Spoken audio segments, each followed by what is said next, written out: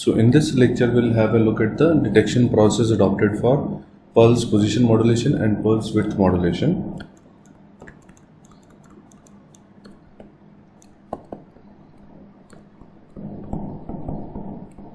We've already seen the generation techniques for PWM and PPM in the previous lecture. So the circuitry adopted for or the blocks adopted for the detection of PWM and PPM, they are exactly same. We use a power splitter and from this power splitter one input goes to a ramp generator, another input goes to the pulse generator,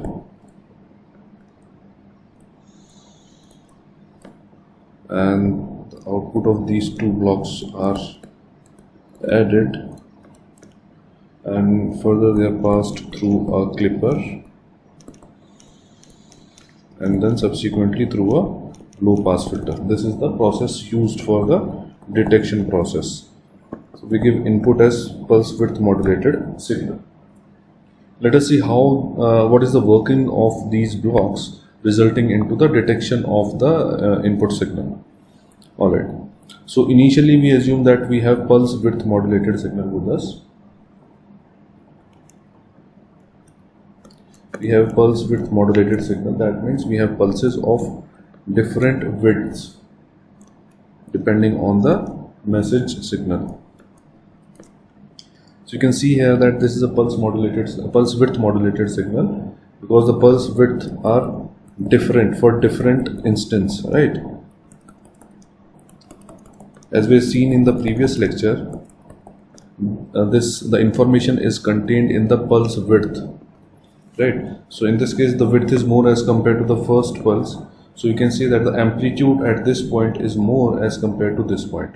This is the signal, the logic of pulse width modulation. Now let us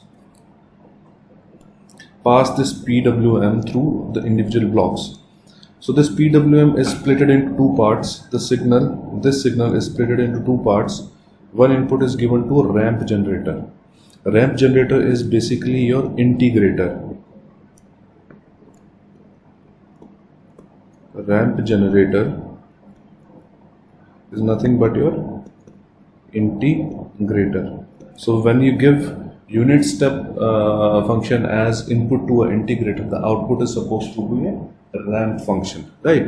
So that is what will happen over here. So when we give this first pulse as input to this ramp generator or the integrator, it will convert it into a ramp signal. Okay, that will hold on to this value,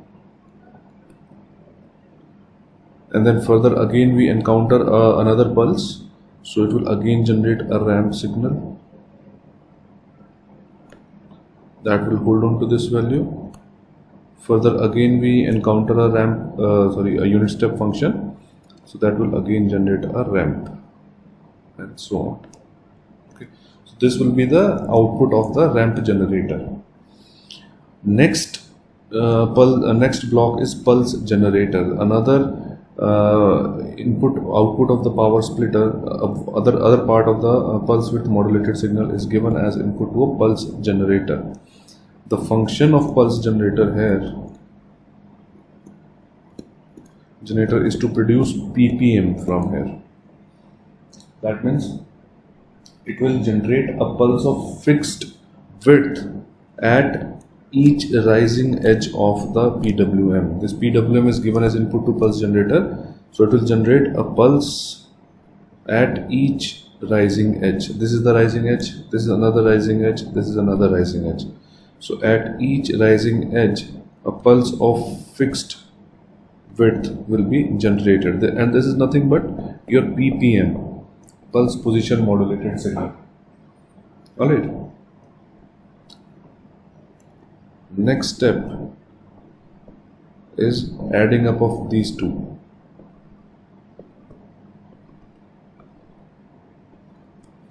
Now see, the output of the ramp generator and the pulse generator, these are added, right? This is the next step. So let us add these two. So we need to add this and this waveform. Right. Let us add. So till this point, addition will be this pulse only. Right. And after this, just mark a reference over here. After this, it would be a ramp till this point, then constant till this point, and then this pulse. Right. Then further again the ramp till this point,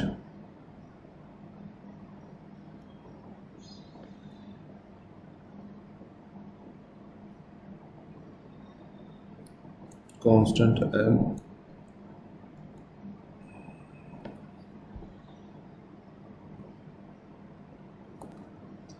then further again to start from here.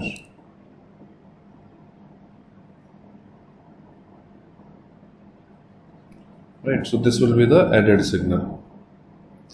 And now further we pass it through a clipper. The function of clipper is that it will clip the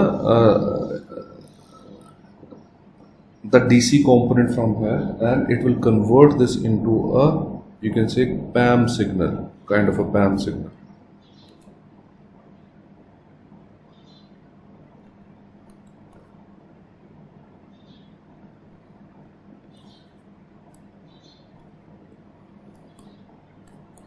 The output of clipper is nothing but a PAM signal, pulse amplitude modulation. You can see the amplitude variation remains only in the pulse, width and position remains same, but only the amplitude changes. So the output of clipper is here PAM, pulse amplitude modulation, right? Further, we know the detection process used for PAM is that we simply pass it through a low pass filter, and that gives you the output. So when we pass this PAM signal through a low pass filter, we are supposed to get our message signal. So this is the detection process that is adopted for the pulse position modulation technique and the pulse width modulation technique. The concept is simple. Irrespective of PWM or PPM, it is first converted into a PAM modulation. The width and the position variation is translated to amplitude variation first, and then we demodulate PAM through a low pass filter to get back or retrieve back your original message signal, or original signal is detected here in this manner. Okay, so first we convert the modulated signal into PAM signal, pulse amplitude modulation. Pulse width and pulse position modulated signal is converted into pulse amplitude modulation, and then we pass it through a low pass filter to retrieve back the original message signal. This is the detection process for PWM and PPM both. Next, we'll move on to the pulse digital modulation, and in this category of pulse digital modulation, pulse code modulation is one of the most widely used type of the modulation scheme, and further there are different variants of PCM available. So next we'll discuss pulse code modulation.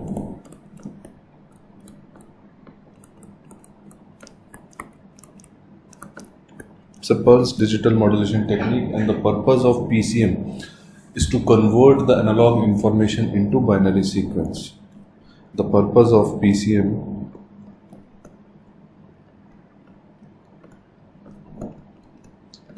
is to convert analog information into binary sequence. This is the purpose of the PCM.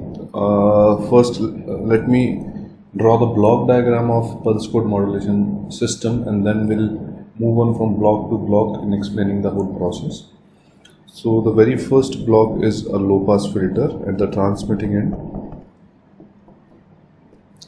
The next block is sampler. Next is quantizer. After quantizer we have encoder. and the output of encoder is the PCM signal. Okay, and now this PCM signal is transmitted through the channel, and the channel consists of a number of repetitive or you can say regenerative repeaters.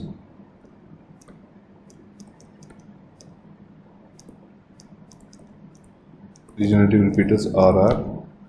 So a number of RRs will be used, and at the transmitting end we have a decoder,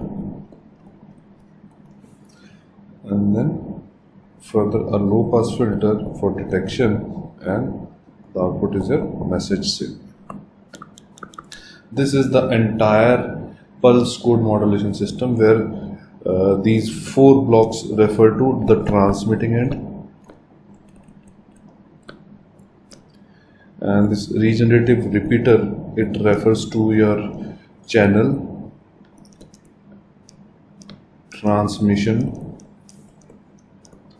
channel, and decoder, and this low pass filter corresponds to the receiver. So this is the entire block diagram for the PC. Now let us discuss it block by block. So the very first block is a low pass filter at the transmitting end. The function of low pass filter is to firstly, obviously, to band limit the signal,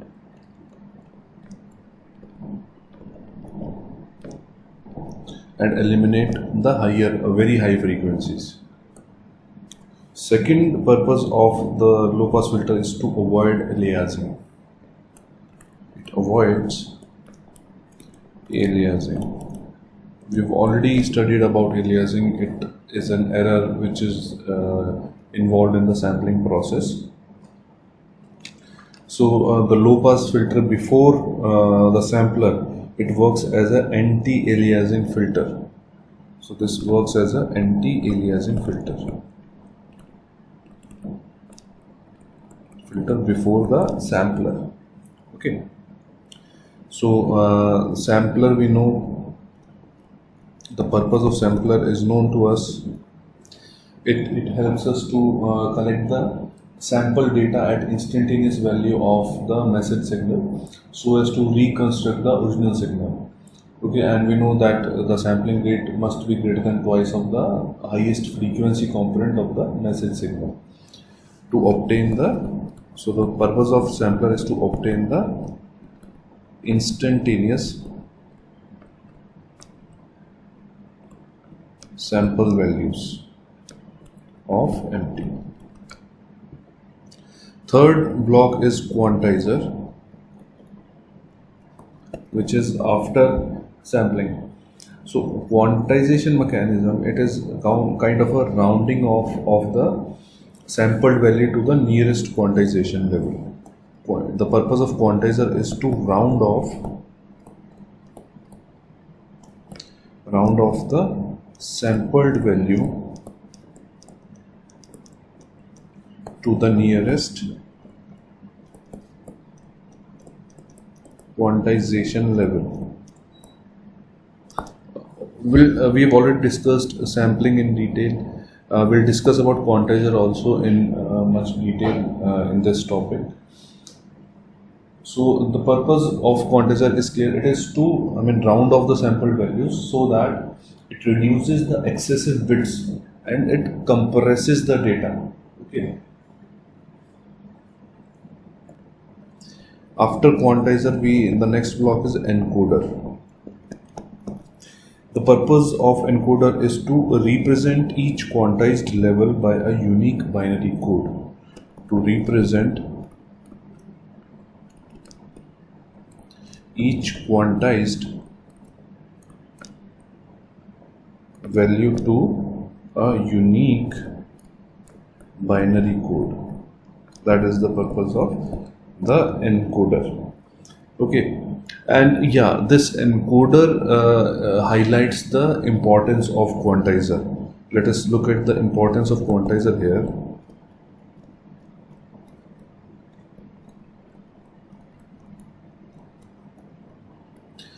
Let's see, for example, if FM, the highest frequency in the message signal is, let's say, 1 megahertz, so the sampling frequency Fs would be 2 into 10 to power 6, or you can say these many samples per second will be generated by the sampler, at least these many, right? So this is a very large number, 2 into 10 to power 6. So over a period of time, a large number of samples has to be taken to the encoder. If we are skipping the quantization part, so these many samples or even more has to be taken to the encoder, and such large number of samples are to be encoded, which is practically impossible, because we have to allocate a unique binary code to each sample. So allocating unique binary code to these many number of samples is practically impossible. This is why we use quantizer in bit after the sampling. So the number of samples, it will be reduced. If we pass it through quantizer, the number of samples will be reduced.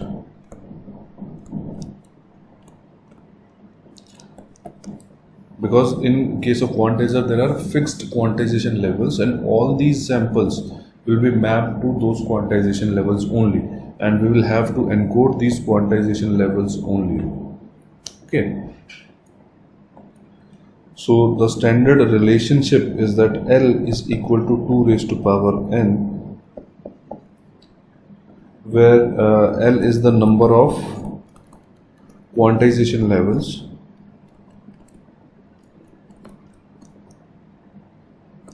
and n is the number of bits per sample, number of bits per sample. So for L quantization level, n number of bits are required to allocate a unique code to each quantization level. For example, let's say L is equal to 4. So value of n will be 2. So 2 bits will be required to allocate 4 or to represent 4 different quantization levels. Let's say we have 4 quantization levels. So 2 bits will be required. So combination possible would be 0, 0, 0, 1, 1, 0, 1, 1. So these 4 combinations will be used to represent each quantization level, since L is equal to 4. Okay. So after the encoding part, if you look at the block diagram, we have seen till this block encoder, that is that completes the transmitting part of the PCM. After that, we have transmitting channel that consists of repetitive regenerators. The function of repetitive regenerators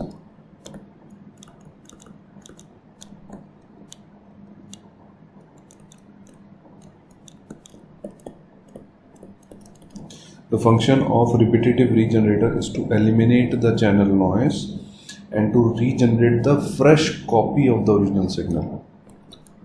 To eliminate the channel noise and regenerate fresh copy of the original signal. That is the purpose of the repetitive regenerator. And then further at the receiver end, we have a decoder and a low pass filter, which is also known as a reconstruction filter.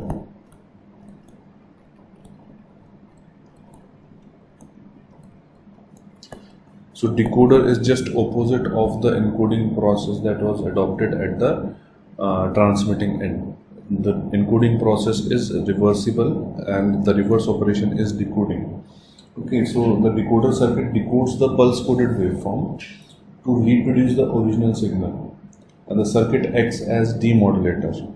Okay, and the detected signal is further passed through this low pass filter, which is the reconstruction filter, to filter and get back the original signal. Now once we have now since we have the brief idea about all the different blocks of the PCM, let us look at the bit rate of PCM. What is the bit rate of PCM? So bit rate of PCM is calculated from the number of bits per sample into the sampling rate. It is nothing but the number of bits per sample into the sampling rate. That will give you the bit rate of the PCM. So bit rate is equal to NB into F of S. NB represents the number of bits per sample and Fs is the sampling rate. Okay, next let us discuss about quantization process.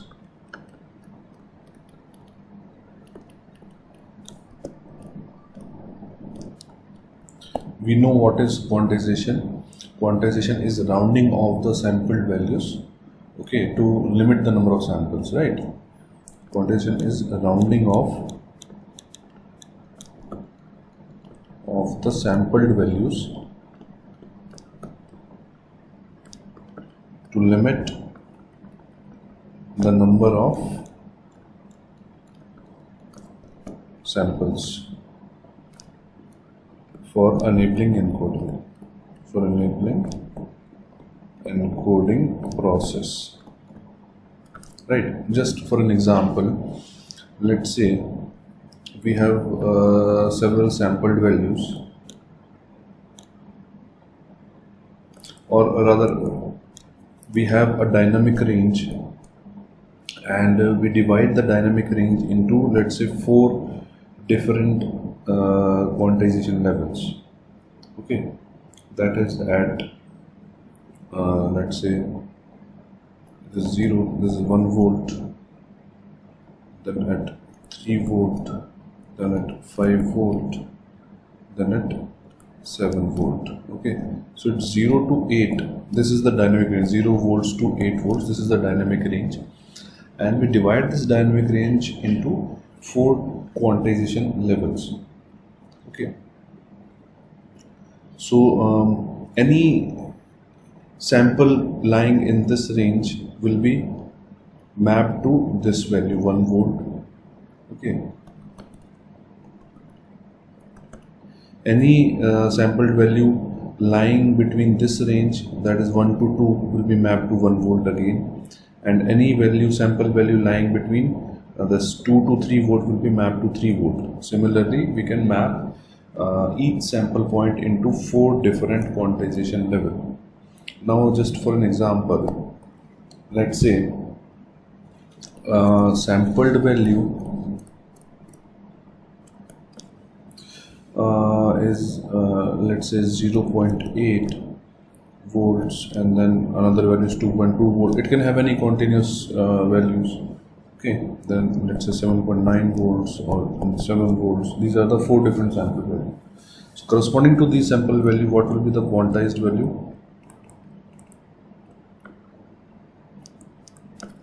For 0.8 will lie somewhere in here, right? So that will be mapped to 1 volt. Quantized value will be 1 volt. 2.2 is in this range, so that will map to 3 volt. 7.9 will be in this range, that will be mapped to 7 volt only, because this is the only quantization level, topmost quantization level. 7 volt will be mapped to 7 volt only. Okay, so you can have a look at the quantization error now, QE, that is sampled value minus quantized value.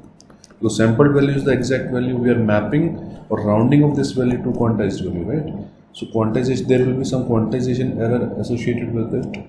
That will be sampled value minus quantized value. So this would be 0.2, this will be 0.8, then 0.9, and then 0. Okay, so clearly one conclusion we can make from here is that the quantization error, the maximum value of the quantization error, C, the step size of this quantization level is, this is the step size, right, and this is equal to 2, right. So the maximum value of if delta is the step size, the maximum value of quantization error, maximum of quantization error will be equal to delta by, that is one conclusion we can derive from this, right. Okay, so now since we have some basic idea about PCM and a brief idea about quantization process, we'll discuss in more detail the types of quantization and mathematics related to the quantization in the next lecture. Thank you.